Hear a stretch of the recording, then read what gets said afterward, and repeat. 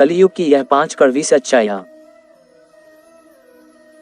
महाभारत के समय की बात है। पांचों पांडवों ने भगवान श्री कृष्ण से कलियुग के बारे में चर्चा की और कलियुग के बारे में विस्तार से पूछा और जानने की इच्छा जाहिर की कि कलियुग में मनुष्य कैसा होगा, उसके व्यवहार कैसे होंगे और उसे मोक्ष कैसे प्राप्त होगा।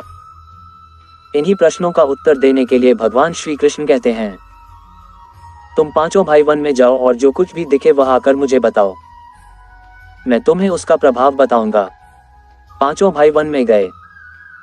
युधिष्ठिर महाराज ने देखा कि किसी हाथी की 2 सूंड है। यह देखकर आश्चर्य का पार न रहा।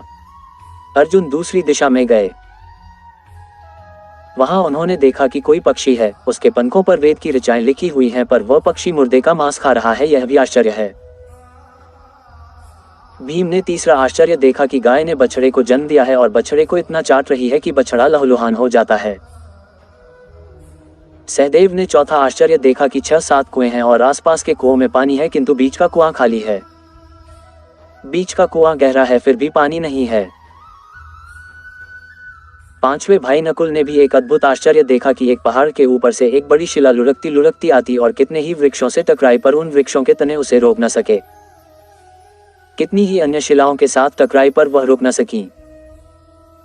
अंत में एक अत्यंत छोटे पौधे का स्पर्श होते ही वह स्थिर हो गई। पांचों भाइयों के आश्चर्यों का कोई पार नहीं। शाम को वे श्री कृष्ण के पास गए और अपने अलग अलग दृश्यों का वर्णन किया। युधिष्ठिर कहते हैं, मैंने 2 सूंड वाला हाथी देखा तो मेरे आश्चर्य का कोई पार न रहा।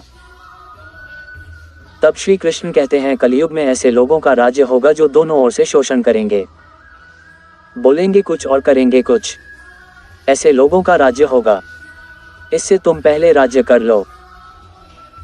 अर्जुन ने आश्चर्य देखा कि पक्षी के पंखों पर वेद की ऋचाएं लिखी हुई हैं और पक्षी मुर्दे का मांस खा रहा है। इसी प्रकार कलियुग में ऐसे लोग रहेंगे जो बड़े बड़े पंडित और विद्वान कहलाएंगे, किंतु वे यही देखते रहेंगे कि कौन सा मनुष्य मरे और हमारे नाम से संपत्ति कर जाए। संस्था के व्यक्ति विचारेंगे कि कौन सा मनुष्य मरे और संस्था हमारे नाम से हो जाए। हर जाति धर्म के प्रमुख पद पर बैठे विचार करेंगे कि कब किसका श्राद्ध है। चाहे कितने भी बड़े लोग होंगे, किंतु उनकी दृष्टि तो धन के ऊपर, मांस के ऊपर ही रहेगी। ऐसे लोगों की बहुतायत होगी जो परधन को हरने और छीनने को आतुर होंगे और कोई कोई विरला ही संत पुरुष होगा।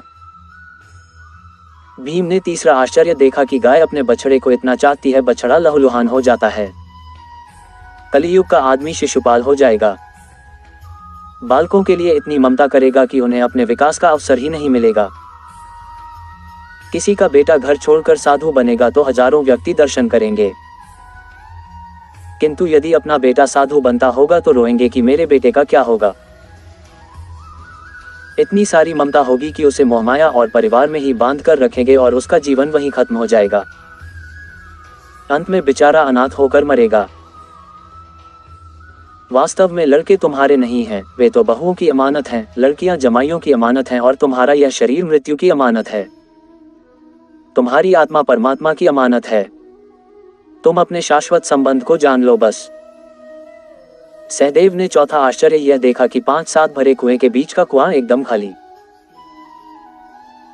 कलियुग में धनाढ्य लोग लड़के लड़की के विवाह में, मकान के उत्सव में, छोटे बड़े उत्सवों में तो लाखों रुपए खर्च कर देंगे, परंतु पड़ोस में ही यदि कोई भूखा प्यासा होगा तो यह नहीं देखेंगे कि उसका पेट भरा है या नहीं। दूसरी और मौज मौज में, शराब, कबाब, फैशन और व्यसन में पैसे उड़ा देंगे, किंतु किसी के 2 आंसू पोंछने में उनकी रुचि न होगी और जिनकी रुचि होगी उन पर कलियुग का प्रभाव नहीं होगा, उन पर भगवान का प्रभाव होगा। पांचवा आश्चर्य यह था कि एक बड़ी चट्टान पहाड़ पर से लुढ़की। वृक्षों के तने और चट्टानें उसे रोक न पाए, किंतु एक छोटे से पौधे से टकराते ही वह चट्टान रुक गई। कलियुग में मानव का मन नीचे गिरेगा, उसका जीवन पतित होगा। यह पतित जीवन धन की शिलाओं से नहीं रुकेगा, न ही सत्ता के वृक्षों से रुकेगा, किंतु हरिनाम के एक छोटे से पौधे से, हरि कीर्तन के एक छोटे से पौधे से मनुष्य जीवन का पतन होना रुक जाएगा। इसी तरह की कहानी और कथा सुनने के लिए हमारे YouTube चैनल BGS टाइम को सब्सक्राइब कर लें। धन्यवाद। जय श्री कृष्णा। राधे राधे।